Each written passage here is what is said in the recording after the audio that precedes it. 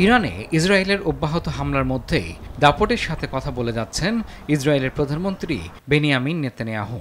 এবার এবিসি নিউজকে দেয়া এক সাক্ষাৎকারে ইরানের সর্বোচ্চ নেতা আয়াতুল্লাহ আলী খামেনিকে হত্যার হুমকি দিলেন তিনি। এ সময় খামেনিকে হত্যার মধ্য দিয়েই সংঘাত শেষ হবে বলে দাবি করেন ইসরায়েলের প্রধানমন্ত্রী বেনিয়ামিন নেতানিয়াহু। আয়াতুল্লাহ আলী খামেনিকে হত্যা করা হলে সংঘাতের শেষ হবে ও পারমাণবিক যুদ্ধ এড়ানো যাবে। এছাড়া ইরান মধ্যপ্রাচ্য জুড়ে সন্ত্রাস ছড়াচ্ছে বলে অভিযোগ করেন ইসরায়েলের প্রধানমন্ত্রী বেনিয়ামিন নেতানিয়াহু। এবিসি নিউজকে দেয়া সাক্ষাৎকারে এসব বলেন তিনি।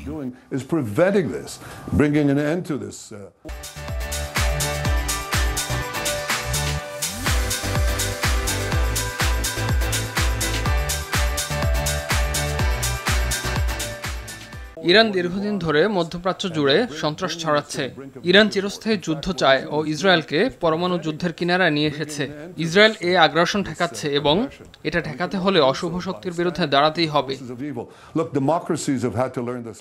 মাত্র কয়েকদিন আগে ইরানে গুপ্ত হামলা চালিয়ে দেশটির সর্বোচ্চ নেতা আয়াতুল্লাহ আলী খামেনিকে হত্যার পরিকল্পনা করেছিল ইসরায়েল। যুক্তরাষ্ট্রের প্রেসিডেন্ট ডোনাল্ড ট্রাম্প ওই পরিকল্পনা আটকে দেন। রোববার দুজন মার্কিন কর্মকর্তার বরাতে এই খবর প্রকাশ করে বার্তা সংস্থা রয়টার্স।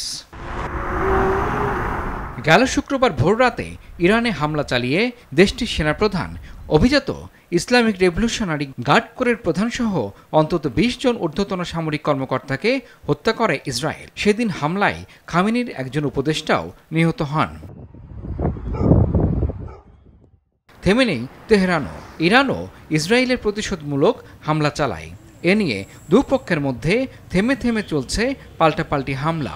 এমন পরিস্থিতিতে ইরানের দীর্ঘদিনের শাসক আয়াতুল্লাহ আলী খামেনি এখন কোথায় অবস্থান করছেন এবং তিনি কি করবেন তা নিয়ে অনেকের মনে প্রশ্ন জেগেছে। এ বিষয়ে বিবিসি নিউজ আওয়ারের সঙ্গে কথা বলেছেন যুক্তরাষ্ট্রের সাবেক সহকারী পররাষ্ট্রমন্ত্রী জেফরি ফেল্ডম্যান। রাজত্ব রক্ষা করায় আয়াতুল্লাহ আলী খামেনির প্রথম লক্ষ্য বলে মন্তব্য করেন তিনি।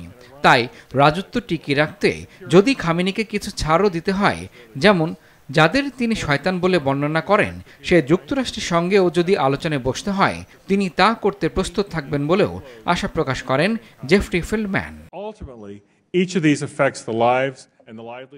তবে খামেনি তার বর্তমান অবস্থানে অবিচল থাকতে পারেন বলেও আশঙ্কা জানান ফেল্ডম্যান।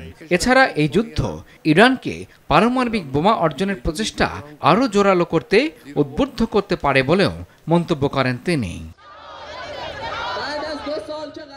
ইমরুল হাসান, RTV।